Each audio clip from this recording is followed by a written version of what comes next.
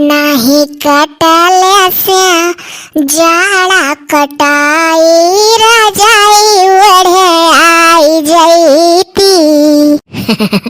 हमार भौजी भाई एक मोहाथी देखो चाहे। हाँ तो का करी बहनी, और गाँव तनिक जिद्दी सब है ताकत है देखो।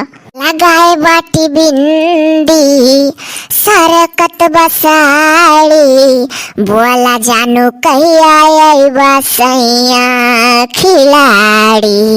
हे चलाया उता कौड़ा बारी कहत पउतार जाई, खाली काम न आई।